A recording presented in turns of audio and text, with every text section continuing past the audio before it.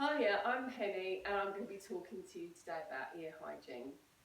It's actually a very important part of the grooming process. Not only does it keep your dog's ears healthy, if they're a particular breed that has hairy ears, then you need to sort of give them a gentle plucking in order to allow the airflow to get into the canal, which again promotes a healthy ear. Okay, so some of the things that I use is the ear wipes that you can buy that already have a solution on them. Okay, these are really nice, they're tea tree and they smell lovely. You can also buy ear cleaning solution that you get in a bottle, and you can just use that with cotton wool. Just be very careful when you use it, literally upside down like that. You just want this cotton wool to be moist, okay? You don't want it to be wringing wet. If you put too much on, wring it out, because you don't want to get any of that droplets down the dog's ear. If you don't have any of those, or if you've run out and you think, oh, I haven't got anything to use, you can just use some warm water. Okay, put some warm water in a cup, use your cotton wool, okay, soak the cotton wool bud in the water, and then you must really wring it out, okay? You don't want any of this water going down the dog's ears, because that can cause problems within itself. So make sure that you literally completely wring it out, so you've just got damp cotton wool. That's all you want, okay, just to wipe the dirt away. So get yourself some of those ready if you've run out of everything else. Always have your equipment ready for when the dog comes on the table. Once you've cleaned the dog's ears out, okay, if it's a particular breed that needs its ears plucking, you can use some ear plucking powder. And basically what this is, it's like a chalky type substance, but it's quite coarse. If I just pop some on my hand so you can see, alright, and again, you don't want to put loads of this down the dog's ears, okay, it's not necessary. You don't want to put more debris down there.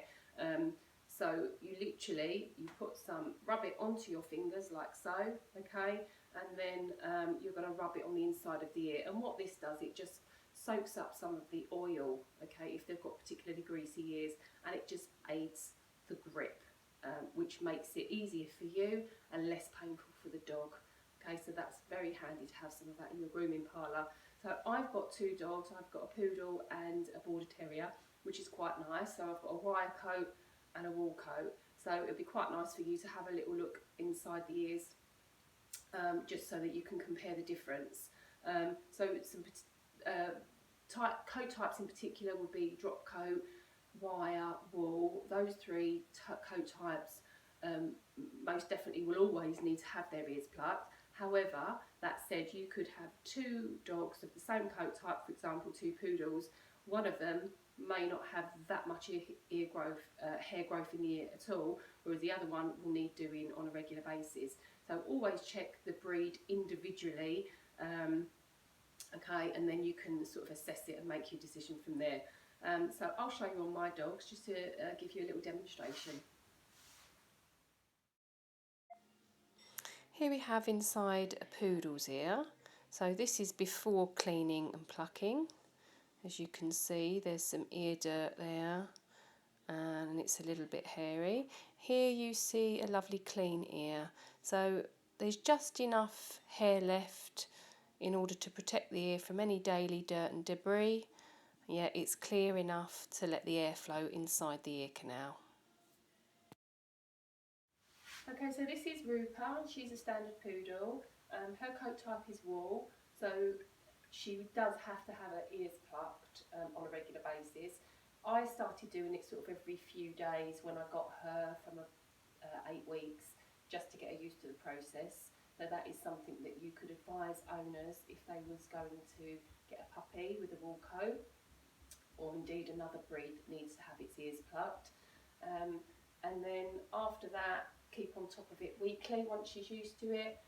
So I tend to do it on a weekly basis, just because I don't want them to build up, and I want it to be as least painful for her as possible. So I don't want to leave it every, you know, if it was a customer, they'd come to you every 6 weeks, wouldn't they? I always advise my customers when they're at home, if they can, get the dog used to it as young as possible, and to do it sort of on a weekly basis when they're just chilling, just to get the dog used to it. So hold the ear flat back, okay, have a good look in there.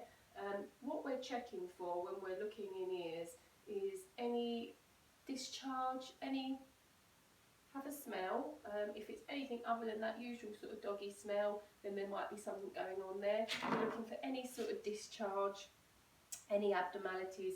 Check the ear itself. You're making sure it's not swollen.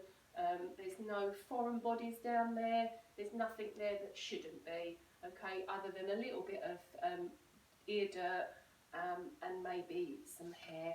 So first of all, I'm going to clean the ear. So I'm going to use one of these ear wipes. Never use the same ear wipe. I'll just break it in half because I'm tight and her ears aren't that dirty, so I can use half on this side and half on the other side. So I'm not going to use the same ear wipe on both ears, because if she did have a problem in this ear, I could then transfer that problem. If it was ear mites, etc., I could then contaminate the other ear. Okay, so I'm just going to hold that back. Just go inside the ear and wipe it. Can you see? Let's see, yeah. Okay. Wipe it clean and gently. If you've got a dog with sensitive ears, then you just have to be careful and just a very light touch. Okay? Don't go rooting around inside the ear, especially on a dog that's got delicate ears, because they will not thank you for it. Give it a wipe. Right, Roots. Hey, Rupa. If you can see, so those aren't massively dirty, but there is a little bit of gunky stuff in there. Okay. Just having a good look. There we go. Okay. And so because I do her ears quite regularly, they're not particularly hairy. Okay. But there is some there, enough for me to give you a little demonstration. So I'm going to just put a little bit of powder on my fingers, as I explained earlier. I'm just going to slide her forward. Alright, Roots. I've got treats. You want one? There. Ooh. Right, okay. And then what I'm going to do is, can you see, I'm literally just wiping it around the ear. Don't want to put loads down there or anything. It's just enough to soak up some of the oil. Okay, and then just going to put some on my other finger, just because it's easier for me to hold her like that with that hand actually and go in.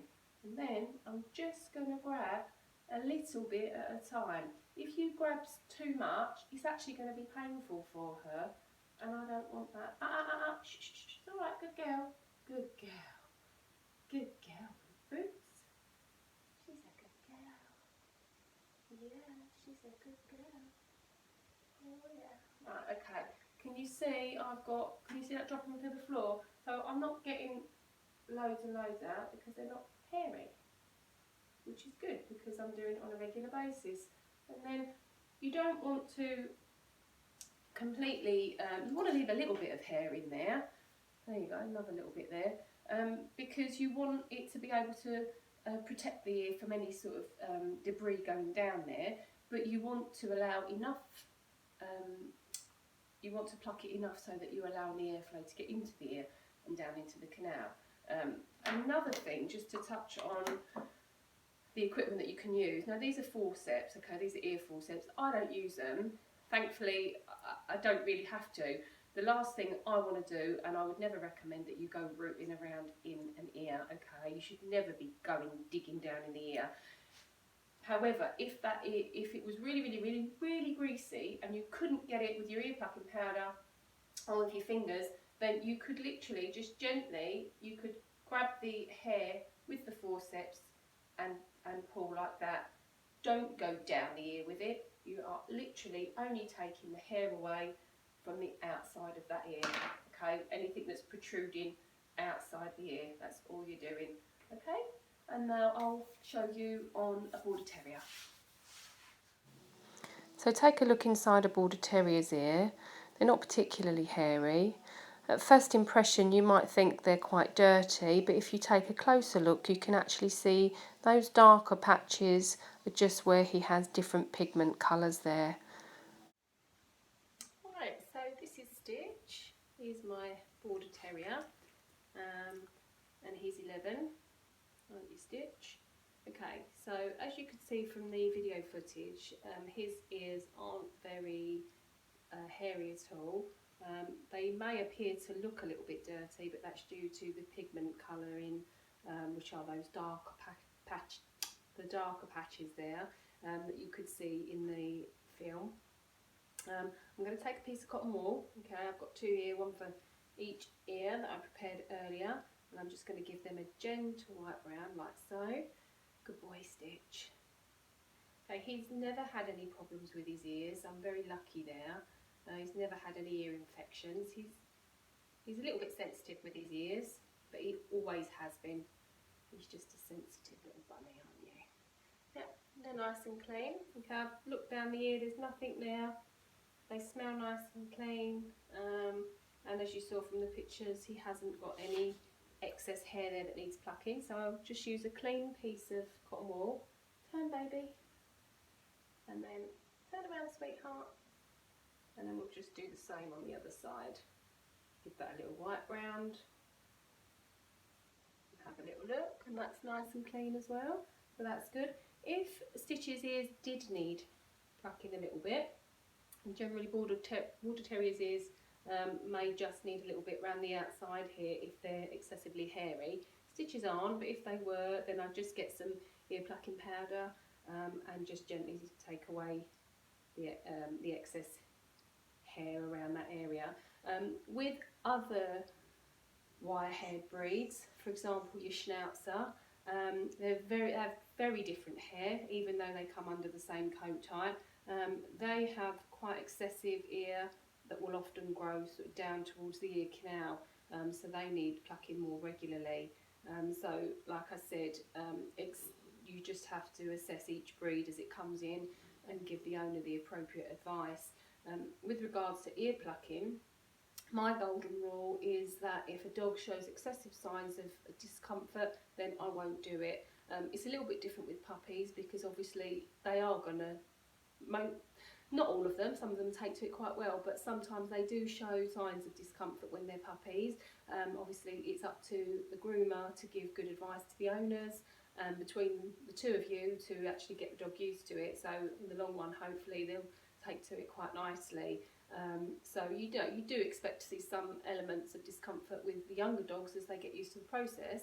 Hopefully if you do a good job and the owners practice it at home as well, by the time the dog comes to you on a regular basis, you can get the job done safely with minimal discomfort.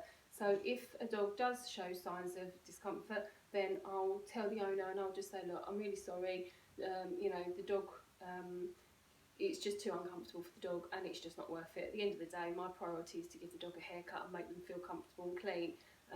So if there is a problem with the ear, or the dog, if the dog really needs to have them plucked because it's causing problems but you won't allow it, then recommend to the owners that they take the dog to the vets.